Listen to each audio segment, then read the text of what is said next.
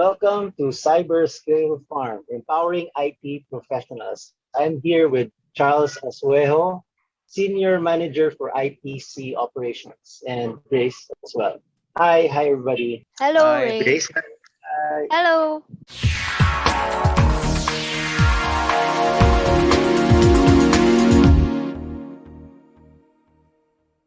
If you get value from videos like this and want more, smash that like button and subscribe to get updates on the new content.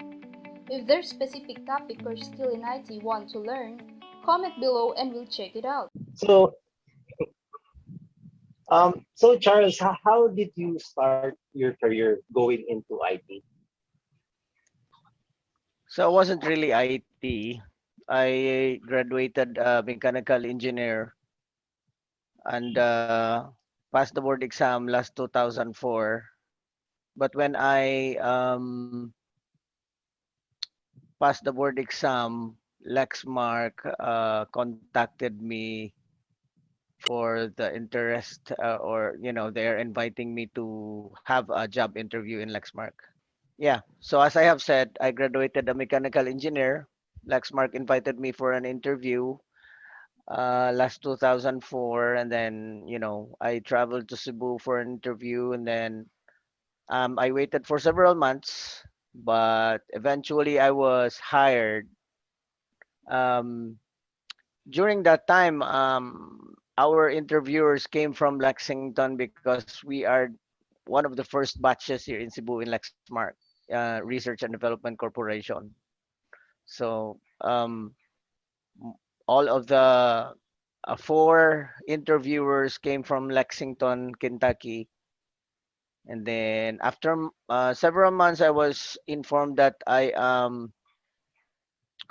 they offered me a job in Lexmark as a um, PPQA engineer. Um, Actually, that was quality assurance, called quality assurance before.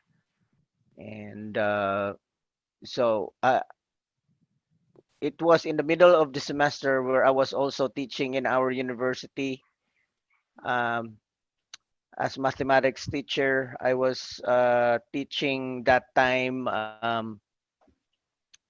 the statistics, engineering statistics, algebra, trigonometry, calculus, Right? and then so I told the Lexmark recruiter if they can delay my hiring until October because I'm still teaching that time. So they agreed, and then I started working in Lexmark way back October 2004. Yep. So yeah, that's how I started in Lexmark. I started as a quality engineer. We don't have an office yet here in Cebu that time, so they're expecting us to travel right away to Lexington. So they process um, our visa and then right away travel to Lexington for training. Nice. So, and then while in Lexington, there's lots of trainings there about mechanical engineering, design of experiments, and how to design the printer, AD design training.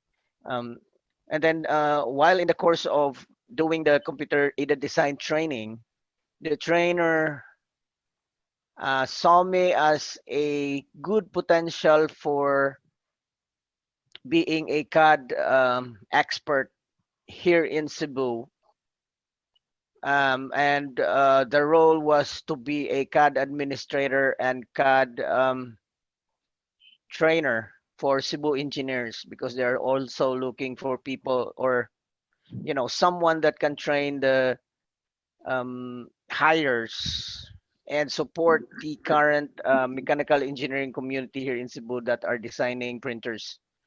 So during that time, I was still working in QA, and then I was surprised when my manager in QA called me up and told me that the team lead in um, the CAD team is asking me to move to their team as a CAD administrator.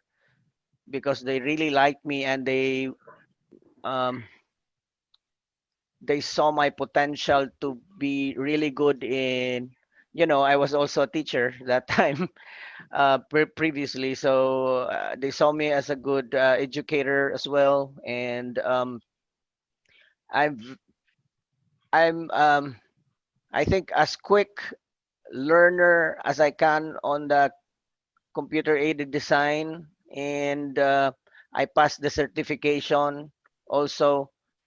So I asked the team lead to maybe give me a week to think about it, because my work as a quality assurance engineer was also a promising one, and I was handling testing for several printers that time that wasn't out of the market yet.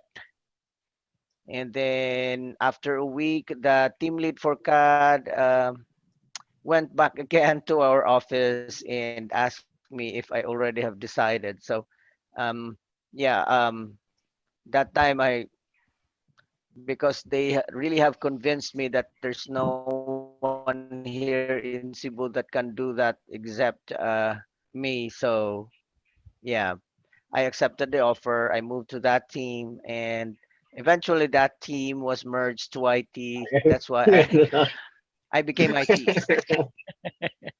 Yep. So it's quite interesting, Charles, because at the beginning, so there was no building yet, and you were a teacher. There's a solid job already in mathematics, and you mentioned that you were contacted. How did that happen? How did you apply, or did they somehow find you through some sort of recommendation at the beginning? In Lexmark, Yes, yes, at the beginning. So um, well, after the board exam, my result was quite high, where I was one of the top 10, board passers Wow. during that time. oh, So my name came out in the newspaper, and Lexmark is really wanting to find good engineers that time. They wanted to, because they are starting to build an engineering community here in Cebu. They wanted to build, or to hire people that are really capable of doing things like, top notchers, have experience already, or top performers of their jobs in different companies. So for me, it was like, they saw me in a newspaper and then called me up and offered me a job interview in Lexmark. nice. So I think that's really Yeah. great that they went through that and found you, and that's when you started. So it's quite amazing that you were able to be flexible from quality assurance to CAD, and then somehow going into Hmm. IT. And I believe Hmm. there would be some challenges along that path. So can you share a few of the challenges that you encountered going through that process? So was it more of a Well, technical or of a uh, on the management side from transitioning? I haven't had a lot of challenges actually transitioning to that one, because we are still in a training mode in Lexington. So, but actually, I was also doing my job as a quality engineer, testing new printers that aren't out in the market yet. But it was like, um, my only concern that time is I was being trusted by a senior manager, because he is the one who chose me to be in the quality assurance team. And I had like, I had to, ask the other team, the CAD team, to talk to my manager and try to convince them, if they can convince them for me to move to CAD. um, so I think, that senior manager in quality assurance agreed that I could be more valuable in CAD. So yeah, I moved there. But you know j- in in the beginning of being a CAD administrator, English is our second language, right? And we can speak really well in English here in the Philippines, but if you go there, there's a lot of different words that are not being used actually here when we talk. So, like when they throw jokes, and you won't even understand if it's a joke or not. So I was being asked to already handle a training at my third or fourth month in the US. And my trainees are new hires in Lexington, and they are all Americans. So, I have to really adjust, and I have to really understand what, their language, even though it's English. But they have this different, they are mostly like more like a cowboy, the way they Late. speak.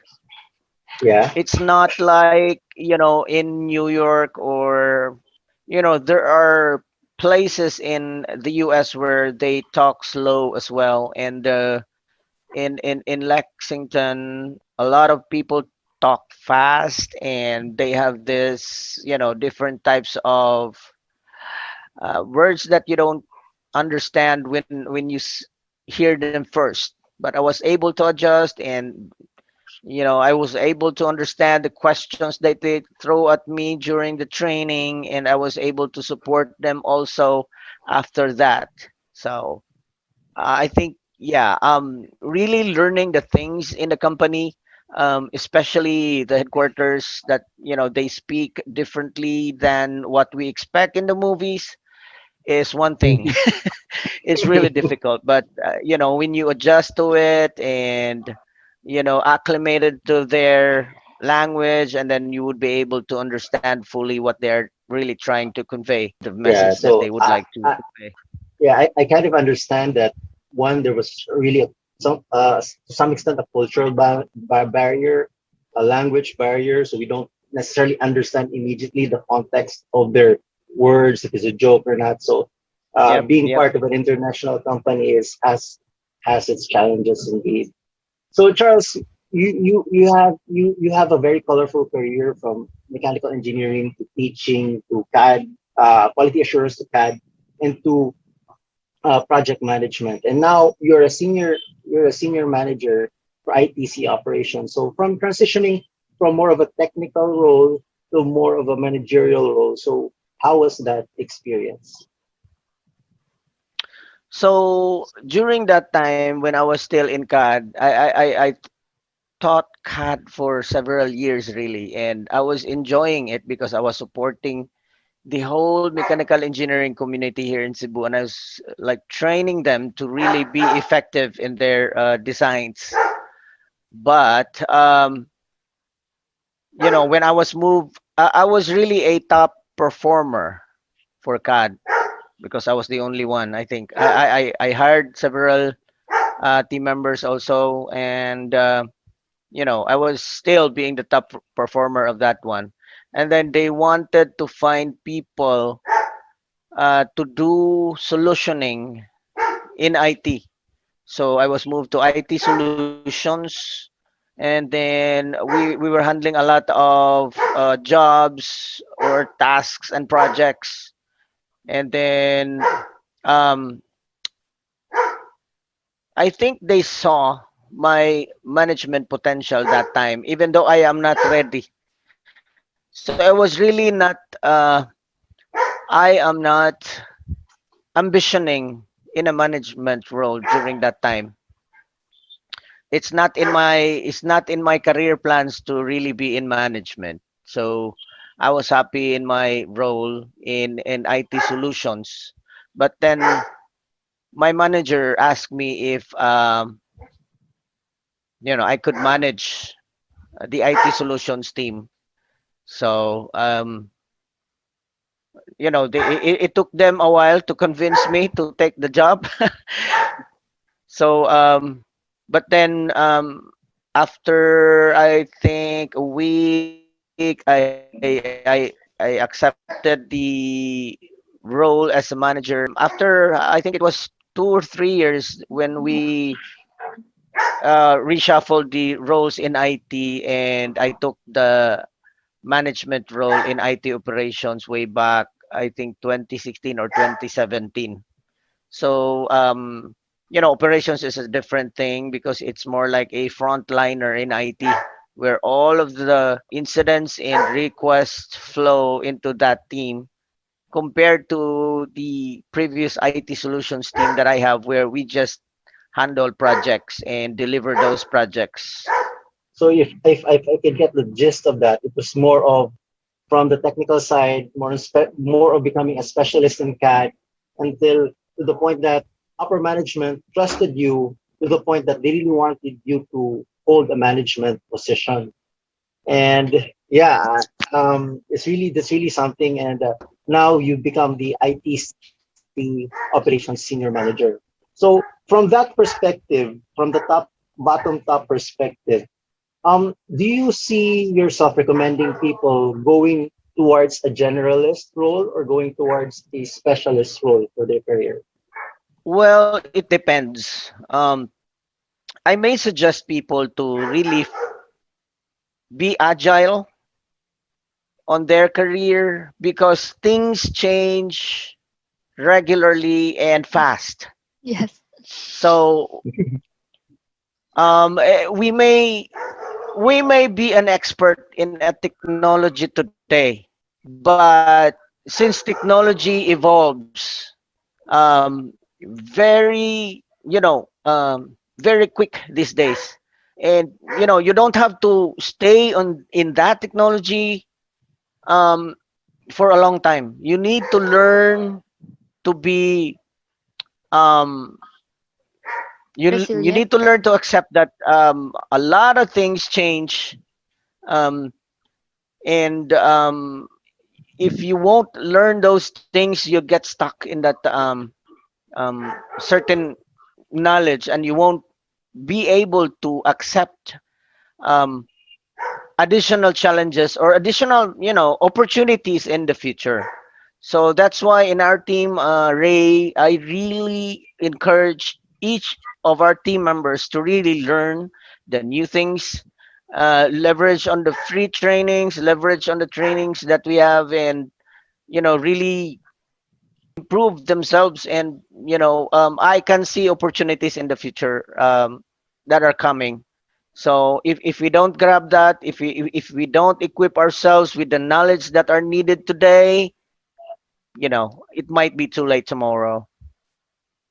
True, I agree. And just a full disclosure, Charles is my direct manager, and I consider him to be a role model. And yeah, just yesterday, with Charles' direction with the team, I took the Azure 900 fundamentals. So going into cloud security, and under the leadership of Charles. So yeah, I really agree. We need to keep on learning and improving to really catch up. And yeah, and before anything else, Grace, if you have any questions, hi Grace. Hello, Ray. Hello, Charles. Hi Yes, I Grace. agree with you because nowadays we are learning cloud in which we will integrate different products or solutions, Hmm. and you must not also learn network. You can also integrate with servers or any other equipment like the storage. So, do you have any questions, Grace, for Charles, or Nothing more. I just I just want to you're just agreeing? yeah. So, yeah, we all agree on that we need to continue learning. And just one final question, Charles. So, if you're able to, if for some way you're able to start from scratch today, what advice would you give yourself and for those who are starting in their IT careers today? So for those who are starting, like those people that are new grads, or they start in IT fresh, I really would recommend them to, especially in IT, to um learn the things that are evolving in IT. It's not just, I see people that are really hard up on really learning network, or just network, or just server administration. Right now server administration is just a thing of the past. We have this cloud technology already that we can leverage the third party, like Amazon, or Azure, or other cloud providers out there. So um, I think the best thing that you can do in IT is really be agile on the things that are happening within. You don't have to be um, an expert right away on something, but um, if you work in a company and start with something, try to um, learn all those things that are in that company. Not the things that you want, right? I see people that when they come in, they're really focused on something, like I want to be a network expert. But what if that company already has a third party network administrators that are handling their network, or supporting their network? Where would you go? Or some people also is really focused on server administration. um, Same thing. So whatever opportunities that are being thrown to you in IT, you must learn to do it, or accept that that's your job, and that's something that you need to learn. If I may, share as well, when I was starting in IT, I was a very hardcore CAD engineer, and I wanted to um, design some printer or printer parts, and really aiming to have a some kind of my own design, and get a patent. But when I was in IT, what I did was, like, try to initiate and learn something in IT. So that time, web design, and um, like scripting. So I started doing that, and I started to learn networking. I started to learn, because those are the things that we are doing in IT. So I learned most of the stuff in IT for a short period, so that I would understand what the people are doing, or what my teammates are doing. And then when I was given a task to do something, I was able to do it, background knowledge on those things. So yeah, if you start fresh, um, do not focus on something that is out of range, I would say, because it won't really happen. So it could either make you frustrated, if you won't get it, or you may try to move to a different company to get it. But just be flexible in a lot of things in IT. So I definitely I agree with that, Charles, that we're just open to opportunity and be agile when it comes to learning the fundamentals, whether it be server, network, cloud, security. And yeah, and I believe all of those who are starting their career should consider.